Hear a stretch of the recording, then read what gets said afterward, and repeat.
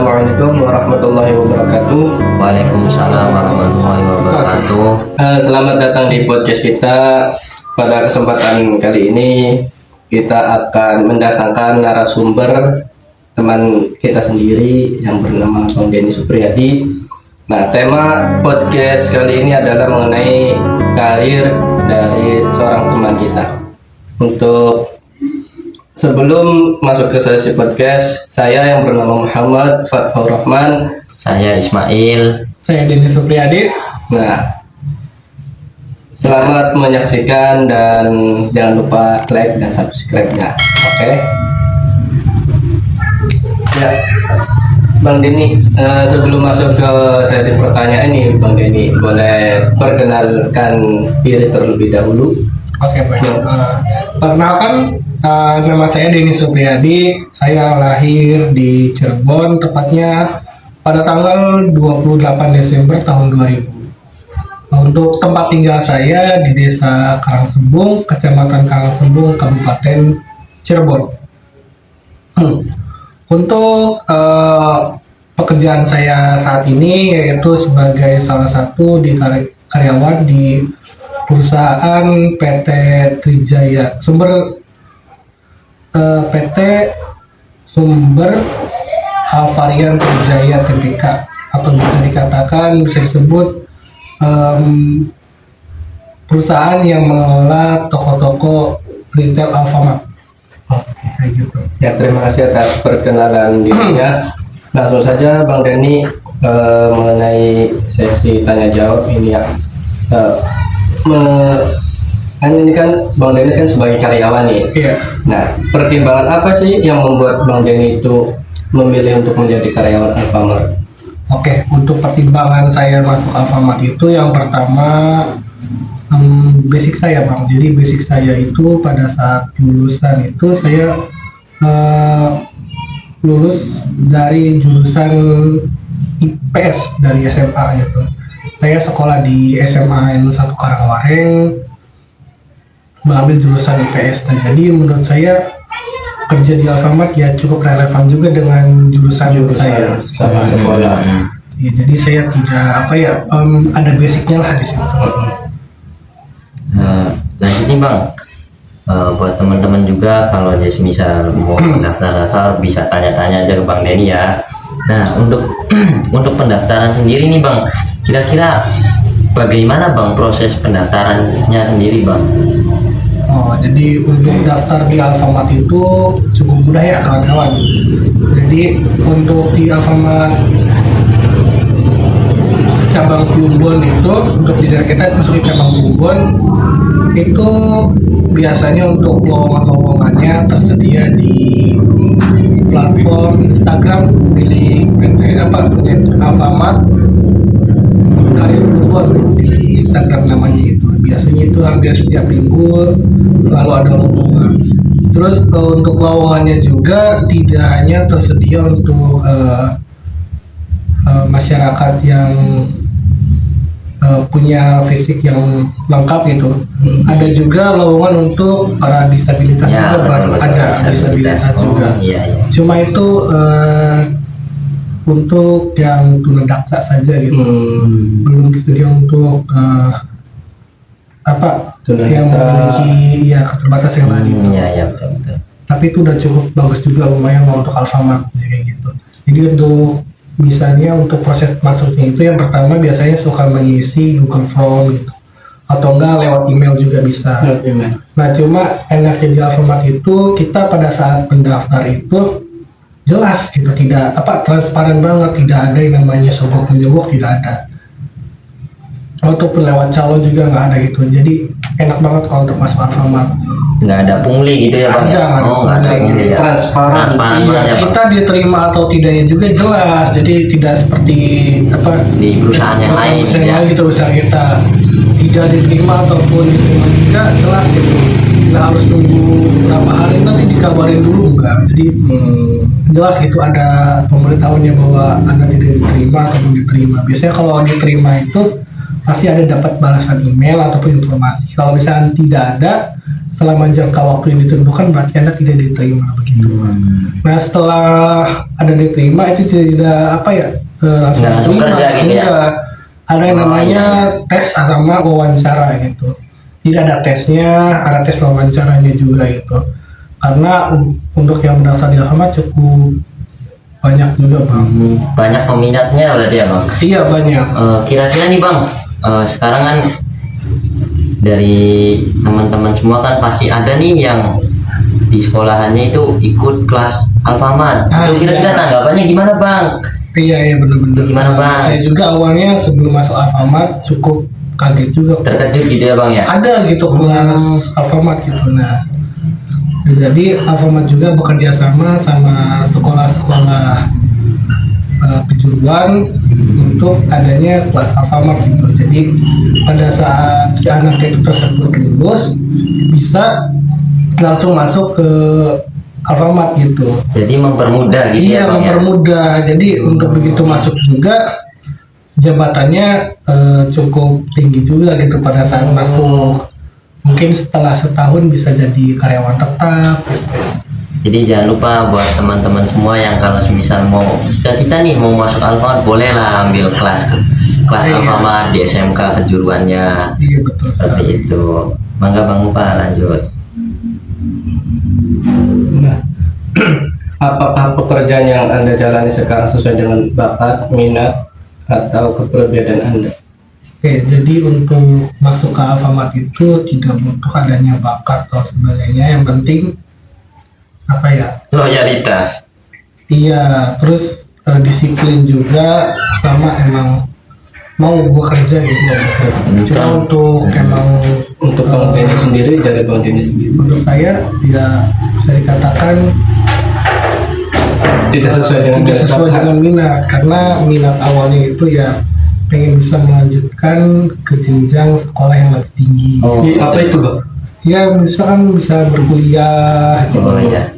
Jadi ya sebelumnya juga sebelum masuk Alfamart juga saya udah mulai apa ya ikut tes gitu untuk masuk ke perguruan tinggi milik apa ya di dalam naungan pemerintah juga seperti apa ya Institut Pemerintahan Dalam Negeri atau IPDN gitu. Kayak masuk situ juga emang karena emang rezekinya masuk di Alfamart ya. Jalani dulu. Jalani. Jadi Sebagai batu loncatan gitu ya bang ya? mungkin Menuju belum di situ cita-cita. rezekinya. Mungkin Oh, setelah iya. nanti kerja di Alfamart terus sambil kuliah mungkin ada lagi rezekinya. Nah, sebelum bekerja nih Bang, sebelum bekerja di Alfamart, apakah Bang Denny itu sudah mengetahui minat, bakat, dan kepribadian Bang Denny sendiri? Jadi contohnya kayak gini bang, misalnya bang Denny nih, kayak contoh aja, misal kalau di Alfamart kan, bang Denny juga pasti kayak kalau ketemu orang, apa namanya? Selamat datang. Selamat datang gitu bang. Maksudnya itu apakah harus dengan kepribadian yang ekstrovert atau gimana? Oh enggak, itu mah ya emang karena bisa dikatakan emang Tugas ya bang ya, tugas ya. iya emang udah Tuntutan tugasnya pekerjaan saya tuntutannya. seperti itu. Jadi menyambut pelanggan dengan ramah dan baik gitu dengan senyum. Jadi pada saat konsumen datang itu punya feel yang enak gitu. Jadi belanjanya juga Nyaman gitu ya. gitu. Tidak hanya ada AC-nya aja gitu. Kasirnya juga harus Nyaman, ramah gitu ya. Iya. Nah, ini Bang, ada pertanyaan Bang ini Bang. Sebelum menekuni pekerjaan menjadi ini karyawan Alfamart, sudah berapa kali Bang Denny berganti pekerjaan? Terus apa faktor utama ganti pekerjaan tersebut? Oke, jadi sebelumnya tuh sebelum saya kerja di Alfamart itu saya bekerja di salah satu restoran cepat saji McDonald gitu. Jadi di situ saya kerja cuma sekitar 6 bulanan, jadi nggak cukup lama juga sih. Karena pertama saya baru lulus sekolah dan tidak ada niatan sama sekali untuk bekerja gitu. Jadi niatnya tuh untuk setelah lulus sekolah itu niatnya mau kuliah, lanjut pekerjaan, tapi qadarullah emang saya harus bekerja gitu. Jadi tidak punya pengalaman banyak sehingga pada saat bekerja kaget, kok bekerja tuh kayak gini. Jadi belum bisa memanage keuangan, belum bisa memanage waktu, capeknya luar biasa, tekanannya cukup besar juga, sehingga akhirnya memutuskan untuk resign dari kerjaan tersebut. Resignnya itu memang benar-benar karena Tidak keterbatasan ya bang ya, maksudnya keterbatasan pengetahuan gitu ya, maksudnya Iya, terus kemampuannya juga belum apa ada skill belum gitu ya.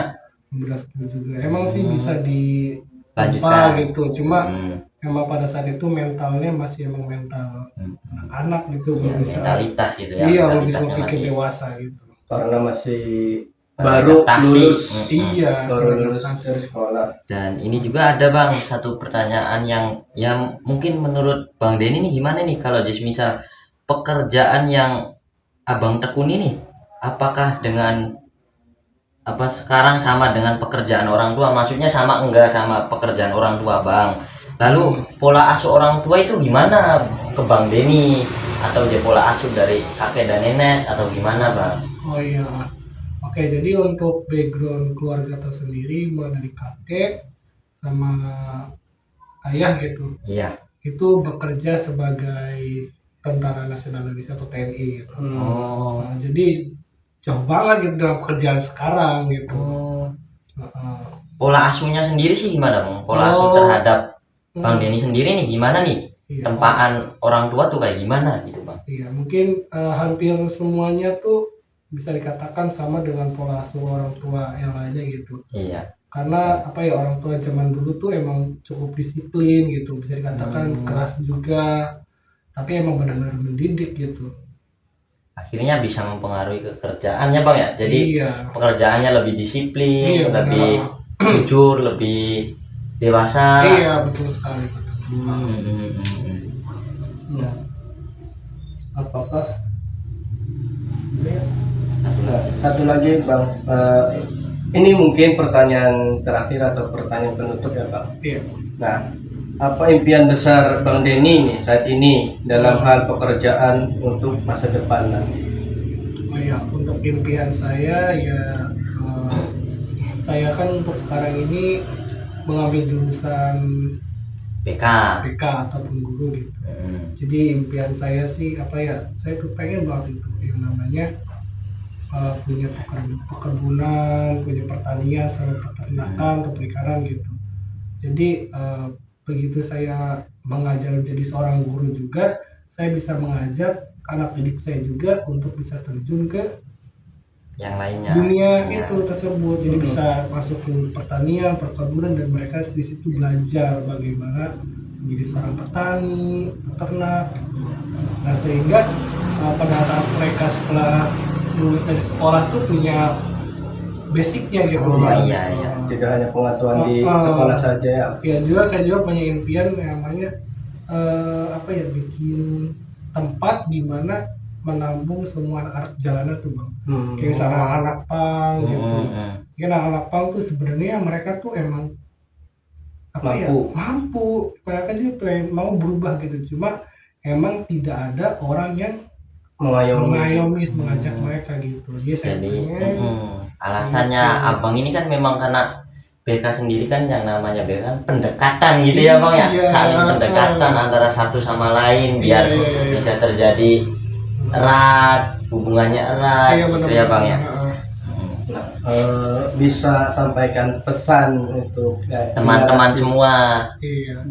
pesan untuk teman-teman ya Generasi. seluruh Indonesia ini, bagaimana pesan dan pesan dan kesan untuk Teman-teman ya, nanti. teman-teman. Oh iya, jadi untuk teman-teman semuanya gitu, pokoknya mah apapun pekerjaan kita selagi itu halal ya tetap jalanin aja. Jangan merasa oh pekerjaan saya sekarang kok apa ya kurang enak gitu dibandingkan dengan yang lain. Oh kok saya jadi apa ya yang jadi petugas kebersihan, kok saya jadi kasir di toko, kok saya kerja di pasar. Apapun pekerjaannya ya tetap tekunin, yaitu emang sudah takdir kalian, dan jangan minder gitu dibandingkan mereka yang punya pendidikan yang tinggi gitu di pemerintahan, tapi mereka korupsi gitu. Wah, iya itu parah ya bang ya. Iya, maka saya benci sekali namanya korupsi. Jadi lebih baik kerja Bercucuran keringat. bercucuran keringat ya bang. Iya, yang penting halal. Yang penting halal. Halalnya luar Luar biasa. biasa itu. Jadi dapat disimpulkan jadi gini teman-teman semua ya. Dari tadi obrolan bersama Bang Denny dari awalnya Pak akhir dapat disimpulkan gini. Setiap pekerjaan pasti memiliki resiko. Tetapi resiko tersebut menjadikan kita menjadi dewasa, lebih dewasa, dan carilah pekerjaan yang halal karena yang halal pasti dirodoi oleh Allah. Allah Subhanahu wa Ta'ala. Kelas. Cukup sekian podcast pada kali ini. Kami undur diri. Wassalamualaikum warahmatullahi wabarakatuh. Waalaikumsalam warahmatullahi wabarakatuh. Kelas.